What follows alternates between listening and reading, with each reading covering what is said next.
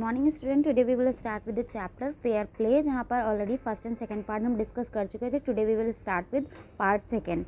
Days past and as his ill luck would have it. अब क्या था, हमने एंडिंग कहाँ पर की थी. Jumman was Algu's enemy and wanted his revenge. यहाँ पर क्या था, जुम्मन एंड अलगू क्या हो गए थे, अलग हो गए थे और क्या करते थे, क्या करना चाहते थे, एक दूसरे से बदला लेना चाहते थे. तो धीरे धीरे डेज पास्ट होते गए और क्या था, जो भी मतलब एक तरीके से बैड लक जो था वो अलगू का एक तरीके से आ गया था. Algu Chaudhary found himself in a tight spot. और अलगू एक ऐसी डिफ़िकल्ट सिचुएशन में पड़ गया था.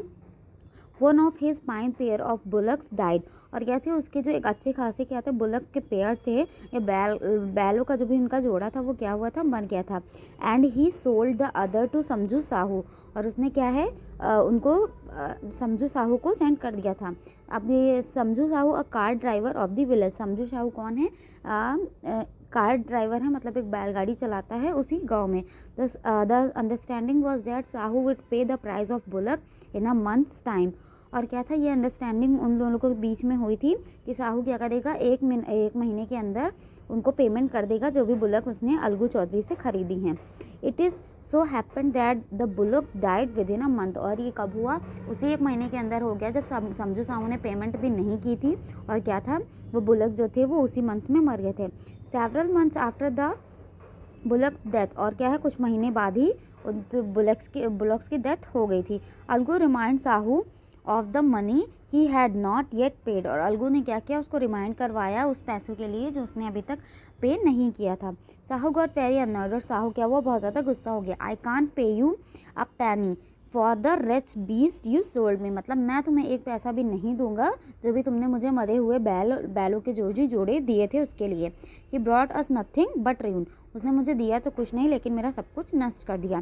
आई have a bullock, use it for a month and then return it to me. मेरे पास एक बुलक है, तुम उसे ले लो, उसे यूज़ करो और उसके बाद मुझे वापस कर देना. No money for the dead bullock he said angrily. और उसने गुस्से में ये कहा कि I will not pay you a penny for that. मतलब मैं तुम्हें उस मरे हुए बुलक के लिए भी पैसे नहीं दूंगा. उसने गुस्से में ये चीज़ कह दी.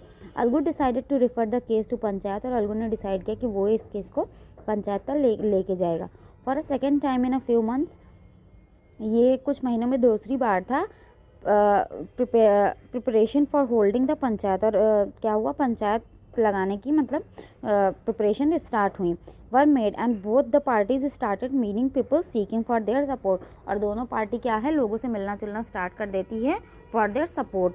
The panchayat was held under the old banyan tree. और पंचायत वहीं पे रखी गई उसी पुराने बरगद के पेड़ के नीचे. Algu stood up and said the voice of the panch is the voice of God.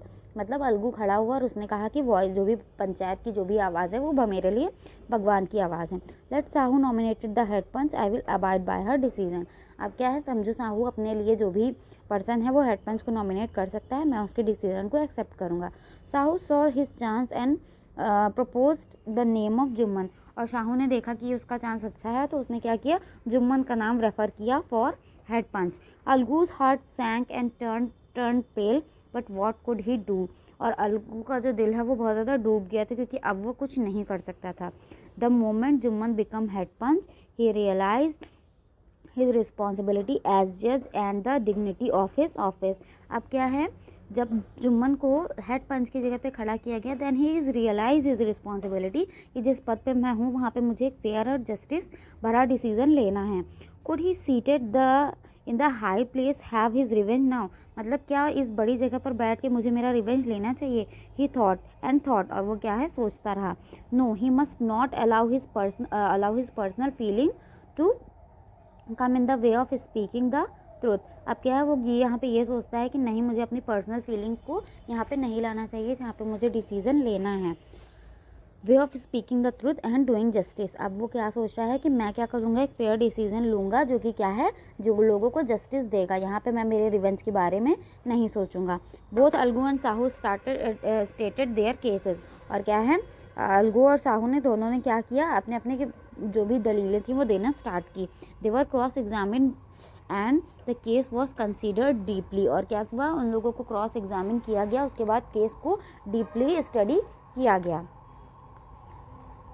Then Jummon stood up and announced, अब जुम्मन खड़ा होता है और अनाउंस करता है, it is our opinion that Shahu should pay Algu the price of the bullock. अब क्या है, जुम्मन खड़ा होता है और कहता है कि समझू शाहू जो है वो बुलक का प्राइस पे करेंगे। When Shahu bought the bullock it suffered from no disability और डिजीज़। मतलब जिस टाइम पे समझू शाहू ने बुलक का पेयर ख़रीदा था उस समय पे वो लोग एकदम फिट एंड फाइन थे, वो ना ही डिसेबल्ड थे, ना ही उन्हें कोई डिजीज़ थी। The death of bullock was unfortunate, जो भी उनकी डेथ हुई वो क्या है, दुर्भाग्यवश है। But Algu can not be blame for it, और अलगू को इसके लिए ब्लेम नहीं किया जा सकता।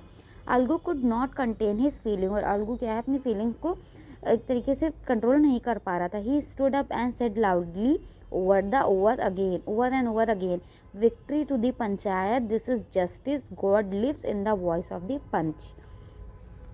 Soon after, Jumman come to Algu, embraced him and said, और क्या है उसके तुरंत बाद जुम्मन और अलगू आते हैं एक दूसरे के पास and they were hug them.